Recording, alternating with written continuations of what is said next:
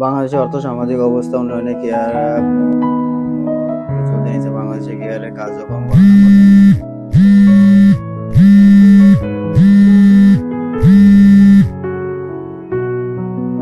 Hello Rafi, আব্বা কেমন আছিস? হ্যাঁ, আমি ভালো আছি আলহামদুলিল্লাহ। মা কেমন আছে? মার কাছে একটু দেন তো, মার সাথে অনেকদিন কথা হয় না। না রে বাবা, তোর মা ভালো নাই রে, হসপিটালে ভর্তি। কি বলতেছো আব্বা? মার কি হয়েছে? ডাক্তার বলছে বড় অপারেশন করা লাগবে, 3 লক্ষ টাকা লাগবে। আমার কাছে এত টাকা নাই রে বাবা, তুই তো জানিস তোর কলেজের ফি আর দিতে পারবো না রে। তোর কলেজের ফি তুই ম্যানেজ করে নিস বাবা। তুই পারলে তোর মার চিকিৎসার জন্য কড়া টাকা ম্যানেজ করে দিস বাবা। বাবা, তুমি কোনো টেনশন করো না বাবা, আমি যে বাবাই হোক মার চিকিৎসার জন্য টাকা ম্যানেজ করে ফেলাবো আব্বা।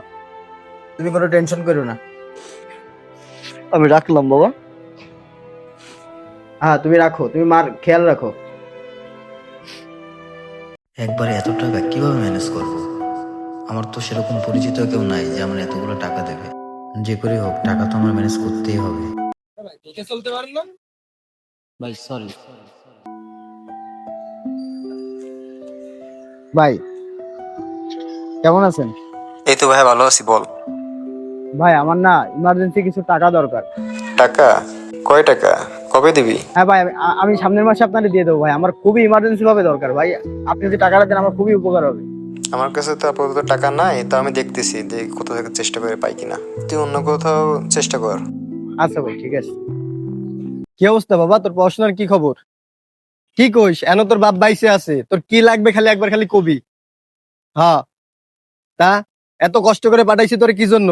খালি যা লাগবে খালি বলতে দেরি, দিতে দেরি নাই। হ্যাঁ। আচ্ছা, আসসালামু আলাইকুম। দাঁড়া, একটু পরে কথা বলছি। ওয়ালাইকুম সালাম বাবা। হঠাৎ এতদিন পর কি মনে করে? চাচা, বিপদে পড়ে আপনার কাছে আইছি। আপনি তো জানেন না, আমার মা হসপিটালে ভর্তি। ডাক্তার বলছে 3 লাখ টাকা লাগবে অপারেশন করতে। তা আমাদের গ্রামে যে ভিটামাটা আছে সবগুলো বেচেও কাকা 3 লাখ টাকা হবে না। তা আপনার কাছে আইছি, আপনি যদি কিছু টাকা দিয়ে আমার সাহায্য করতেন তাহলে আমার মার জীবনটা বাঁচতো চাচা। কি কইস বাবা, আমি তো কিছু জানি না। আর এখন তো আমাদের কোনো টাকা পয়সা নাই। তোর বাইরে কয়দিন আগে দেখলি না, পাঠাইলাম লন্ডনে, ও পড়াশোনার জন্য ওই জায়গায় গেছে।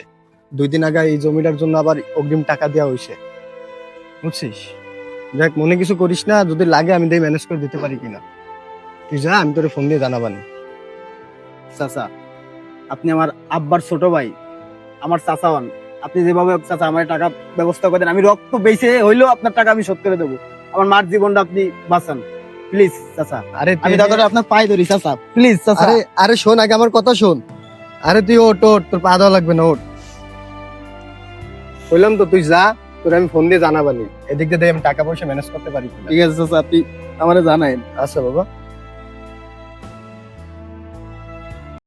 এই ঝামেলা আর ভাল লাগে না। হ্যাঁ বল বাবা। আর ওই তোর এই চাচাতো ভাই রাফি আইছিল, ওর মা নাকি অসুস্থ, তাই আর কি বলতেছিল। যাই হোক, ওর কথা বাদ দে। হ্যাঁ, and আমি যেটা করছিলাম, কি কইস? 17 Pro কি ম্যাক্স? আচ্ছা ঠিক আছে, কয় টাকা দাম? আমি আসি না, আমি পাঠিয়ে দিবানি, সমস্যা নেই। ওই নিয়ে কোনো টেনশন করতে হবে না। হ্যাঁ, আর এই জায়গাটা বাইনা তো দিলাম। হ্যাঁ, এটা হয়ে যাবে না, এটা রেজিস্ট্রেশন করে ফেলবানি, আর কোনো সমস্যা নাই।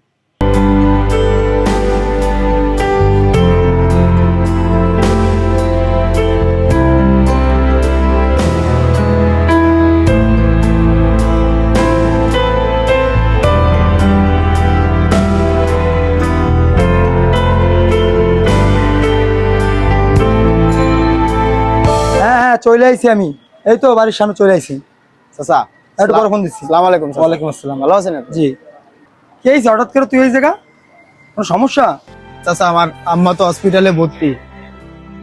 ডাক্তার বলছে 3 লাখ টাকা লাগবে অপারেশন করতে। আর আপনি তো জানেন আমাদের ভিটামাটি বেচলে এত টাকা হবে না চাচা। আপনি আমার কিছু টাকা দিয়ে সাহায্য করেন, আমার আম্মার চিকিৎসাটা করাই। চাচা, আমি আপনার সব টাকা শোধ করে দেবো। আমার আম্মাটাকে আপনি বাঁচান। আর আম্মাটা মৃত্যুর সাথে পাঞ্জা লড়তেছে চাচা, প্লিজ চাচা, আপনার কাছে আমি হাত জোর করতেছি চাচা। আপনি যেভাবে হোক আমার এই হেল্পটা করে দেন। এমন সময় আইছিস, 2 দিন আগে দিলাম মায়ের বিয়ে, আর মায়ের শ্বশুর বাড়ির লোকজন আসবে, আমার এই 2 তলার লোকজন ধরে না, 3 তলা কোটা কমপ্লিট করতে হবে। আমার হাতে তো কোনো টাকা পয়সা নাই। এত বড় ইসে আইছিস তুই, আর তুই টাকা আছে এটা নিয়ে যা।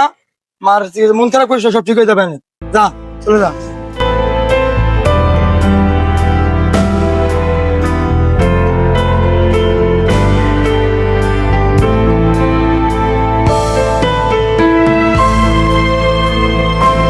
এই সকালে টাকা পাঠাইছি 2 লাখ, তুমি পাইছো? হ্যাঁ, টাকা পাইলো। টাইস মাইস গুলো করে পাঠাই দাও, ঘরে মেহমান চলে আসবে 2 দিন ধরে।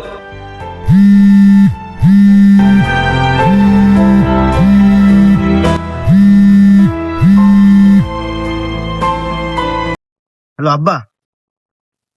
হ্যাঁ, মার কি অবস্থা? অনেক চেষ্টা করছি বাবা, তোর মারের বাসাইতে বললাম না রে। কি?